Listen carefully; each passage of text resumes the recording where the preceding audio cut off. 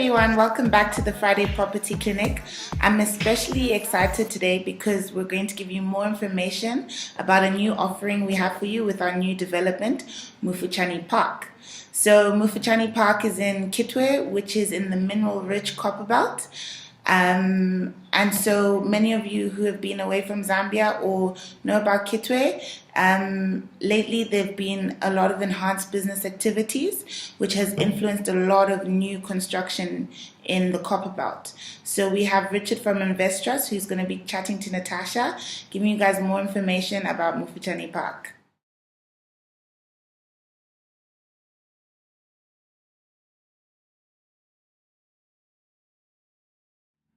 Good afternoon, Richard. Good afternoon, Natasha. How are you? I'm well, thanks, and you? Very well, thank you.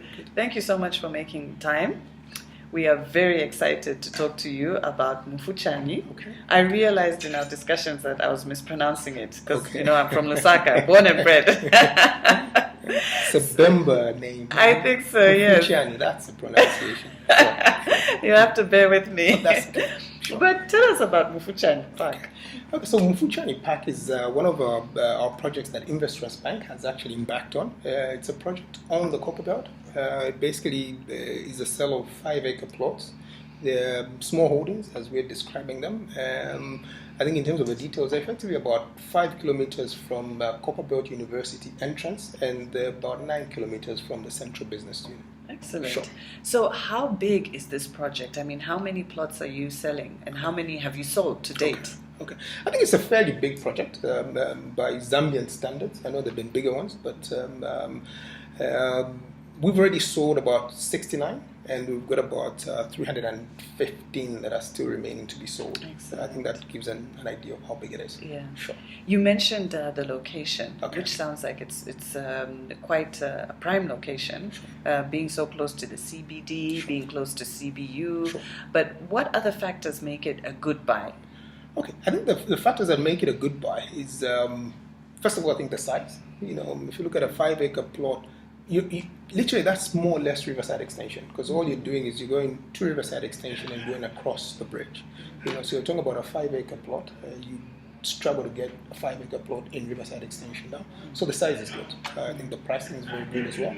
At 290,000 kwacha, which is about $29,000. You know, you're getting a 5-acre plot. I think that's one of the good things as well. You know, so it also has a very good prospect. Future prospects look fairly good. That side of the town. So I think those are the key things that go into what makes it a good buy. Great. Sure. Now, what was so exciting to us to have Mufuchani on our platform is the fact that Investtrust is providing loans. Sure.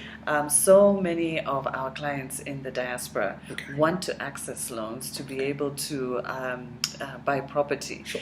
So can you tell us about the loans that Investtrust is providing? Okay, so I think before I even get to the loans, you know, I think the good thing with the Mufuchani project is we are actually the ones selling the plots, as well When as you say providing. we, what do you mean? As in Investtrust as the bank. Investtrust is selling the plots. Okay, so you're basically getting the plots from Investtrust as well as getting the financing from Investtrust. You know, I prefer to call it financing as opposed to the loans because it actually means, look, you're not having to go to a vendor of the land and then go to find a different financier. So it's a one-stop shop.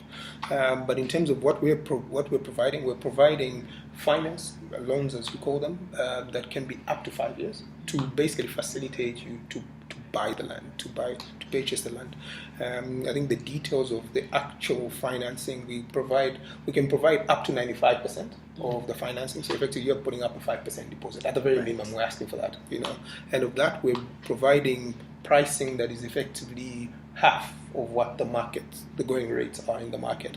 So I think that comes in as a handy, you know, aspect to help you purchase land that otherwise you'd be struggling to actually get the land itself and then go and find a financier. Yes. Sure.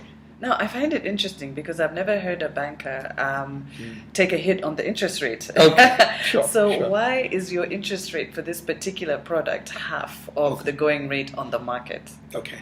So it's actually half because of the way it's been structured. The very fact that we are the vendor, you know, means we, you know, and the fact that we're providing the finance means we can afford to leverage the tool and pass on the benefit to the client. So Right. it's the very fact that we're selling. So obviously there's an upside on the fact that we're selling those and trying to offload them, and we've provided a subsidized rate to just ensure that we can make them affordable for the people That's that want to right. buy them. So Okay. it's just that benefit of both worlds that the client then gets at the end of the day. So maybe just to give people in the diaspora who are not here a sense of what you're conveying, what Sure. you're saying. Okay. What is the going rate now on Okay. interest rates, and what is your interest rate for these loans? Okay, so the going rates on interest rates in Zambia at the moment on the kwacha is basically about 24%. And we're offering 12%, effectively half of that. I think people in the diaspora have to look at it in terms of the relation to the inflation as well as the other pricing that is on the market in terms, such as treasury bills and things like Sure, that. So sure. whereas in the people in diaspora may relate to a 5-6% on a dollar, they need to understand that obviously The our kwachas. market, the kwacha pricing is a little bit different. But the key aspect is what you've indicated. On a competitive rate, we're actually half of what the going rate is. I think that's a key thing. Sure. Now, I think for us, the other thing that we're really excited about is the fact that this is our first development outside Lusaka. We're in the Copper Belt. Sure.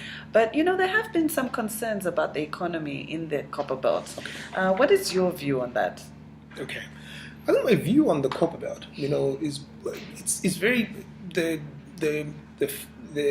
the fortunes of the Copper Belt economy is very tightly entwined with the Zambian economy. I mean, it's dependent on the copper price. What I would say is, look, I think in the short to medium term, things look very good for the copper price. If you look at the last 3 to 6 months, the copper price has actually been over $6,000 per. Over $6,000 per ton. Okay, We're smiling because we just had a power situation. That's how you know we're really in Zambia. I think power's just come back. Sure. We're in a genset before. So you're basically talking about the fact that the copper price has been fairly good. And I think it's projected that I think it'll trend upwards because of what's happening on the world market. But also there's been some macroeconomic movement by the central bank as well as the Ministry of Finance in Zambia that give me confidence that the economy is going to do well in the medium to short term. Maybe just say a bit about those movements you're Okay. talking about that you're referring to. Yeah, I think one of the important things this year alone, the Bank of Zambia has actually reduced the statutory reserves for all banks by almost half. At the start of January, the statutory reserve ratio was actually 18%. As we speak, the statutory reserve ratio is at 9.5. Right. Okay. In August, there was a reduction by the central bank in statutory reserve by 2.5. That alone resulted in liquidity uplift to the banking sector of 3.5 billion. What does that mean in plain language? So in plain language, what that means is banks, as it stands now, have got an extra 3.5 billion to give away in loans. Fantastic. Okay, that can only mean reduction in price, in interest that you pay, In because interest obviously rates. there's more money that the banks can give out. So And if more you- activity in the economy. Absolutely, Yeah. So absolutely. we're seeing an easing of the tight liquidity situation that we had for most of last year. That's true. So I think if you just look at that, you're basically saying, if you look at the bigger picture, the global economy, and in particular the copper price, it looks good for the copper price in the next, year, 2 years. With all these infrastructure projects that are potentially going to take place in America and the demand from China, and then look at macro, economic factors as well from a Zambian perspective. Everything seems to be pointing upwards. So overall, I think short term, medium term, I'm fairly confident that the copper price as well as Zambian market and the copper belt market, which is closely tied to the copper price, will potentially do well. I think one highlight, that would give people a lot of confidence is what I've seen from most of the players in the copper belt. So if you look at Kitwe itself, the major player there is Mufuchani mine, which is the biggest mine there. They've invested since 2014. They've invested $1.3 billion, okay, and have prolonged the life expectancy of the mine in Kitwe by 30 years. So effectively, you know that even without any new developments or any new discoveries in terms of copper, you literally have a good 30 years that you've got on that mine. And I think the nature of mining is there's never one isolated, mineral deposit. So you do expect that over and above Mopani, there's a few that will be coming up. So I think, to be brief, I'm fairly bullish that the market will do fairly well. The copper belt market, yes, it's cyclic, but even in the if you go through the boom and the bust of the copper thing, even in the worst times, it's never that bad. So I think I'm fairly confident that should potentially have a fairly good asset that you see getting value from in a long time. Right. Sure. So it's good to get in now while the price is quite competitive because we're looking at an upward trend. Sure. Okay. Good. This is really good. I'm relieved to hear you saying this because we've been doing a series of videos, and it's good when all the experts are saying the same thing. So there's nothing wildly contradictory. Sure. I think everyone agrees that the economy is on an upward trend. Good. Now, in Lusaka, we see a trend of property spreading out of the city center. Sure. So we've seen a lot of former farming areas being converted into residential areas, into small holdings, or even smaller into residential plots. Are you seeing a similar trend in the Copper Belt? Okay. I must indicate that I think so far, I can't, compared to Lusaka, obviously there has not been as many on the Copper Belt. There hasn't been as much, and I can count maybe one or two. But I must indicate that Mufuchani Park is pretty much one of the first ones that's pretty much going that trend.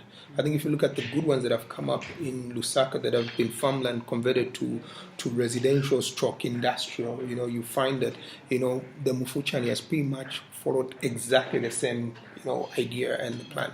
So I'm optimistic that the success that we've seen in Lusaka will soon translate to the Copper Belt. And I can rest assure you that a good start will be Mufuchani. Yeah. So I'm optimistic, and I think even the discussions we've had with some of potential institutional investors around taking part in the Mufuchani project, they're effectively saying we want to get in first, as we have seen this be very successful in Lusaka. We know it's soon going to go to the Copper Belt. Yeah. They're also saying, look, can we have a part of the Mufuchani? So I think we've had one or two discussions with institutional investors, and the very aspect of they've seen it work in Lusaka, they're fairly eager to ensure that when it gets to the Copper Belt, they're actually in there as well. Yeah. Sure.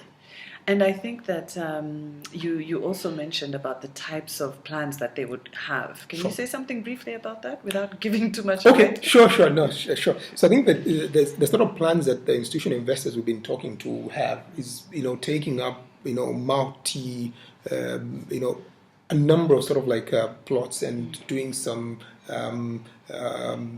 industrial parks as well as malls and other things. So I think the discussions at those higher levels are centered around ensuring that, it's a satellite settlement, as we've seen in Lusaka, where effectively you have your malls and you have some industrial parks coming into that area. So those are the discussions with the institutional investors. Which would really bode well in terms of the appreciation of land in that area. That's true. Can you just say something about the infrastructure? How has having the bridge changed that area? Okay. Because I know that Mufuchani Park is after the bridge. So that's true. Can you just say something about what difference that has made? That's a very good question, and I think I should have actually sort of like dwelled on it as we started the discussion. So actually last year, I think it was towards the end of last year, that the president actually launched the Mufuchani Bridge. Okay, so if you look at the way the development around Kitwe, and particularly Riverside, has come up the last 20 to 30 years, there's been significant development in what you now call Riverside Extension. So that whole area had been developed until people literally go to the river and they couldn't go across it, and I think development could never go across the river until now because there's a bridge. So I think in simple terms, what effectively the bridge has done is more or less opened up area for what you term Riverside Extension 2 to start ongoing on the other side. And I think anybody that then takes a part in Mufuchani has that chance to effectively have a fairly big chunk of land fairly near what is a fairly well sought out area in Kitwe, which is Riverside. Excellent. Richard, thank you so much. You've shared so much useful information with us. Just for the sake of our viewers in the diaspora, can you just give us your highlights? Okay, so I think in terms of highlights, I would literally say, look, why would you buy a plot in Mufuchani? Okay, I think to me, I've got about 4 points that I pretty much put across to everybody else. First of all, you're buying from a bank in terms of the land itself, so you get the fact that you're getting a land from the bank, which is already on title. Fantastic. Each and every plot has title. Fantastic. As we speak. Okay. Secondly, because you're buying from the bank, you're effectively saying, I don't have to worry about how I finance it. As long as I've got a steady income, I can literally buy this by getting a loan from the bank. You can look at it as some sort of a prolonged way to pay off your plot. So you can pay up to 5 years, which is something we've embedded in there. And then the last point is literally what the place will be in 2-3 years from now. I think if you look at the options that Kitwe has for expansion, I think they're very few. And right now, you literally will be looking at something like Mufuchani in terms of where the city is likely to expand to. So I think those 3 points are fairly key in terms of why you should buy the piece of land in Mufuchani. Okay. Sure. Thank you very much. Okay. And I'm sure we're going to get a great response from our viewers in the diaspora, especially those from the Copper Belt. We look forward to hearing from each and every one of you. Thank you. Thank you. Thanks. Thank you, Richard and Natasha. It's very exciting to hear more about the Copper Belt, especially because I have actually never visited the Copper Belt. I'm a Lusaka girl.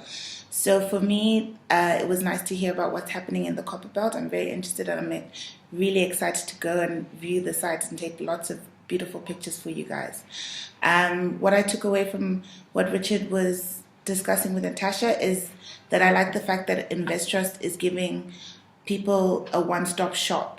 So the buyer can go to InvestTrust and they are selling the plots, but they are also financing for them. So it makes it easier instead of you working separately with the buyer and working separately with the financer, and they make it more convenient for you guys. So I look forward to giving you guys more information on Mufuchani Park, and I will keep you posted. Please visit www.buyingpropertyinzambia.com.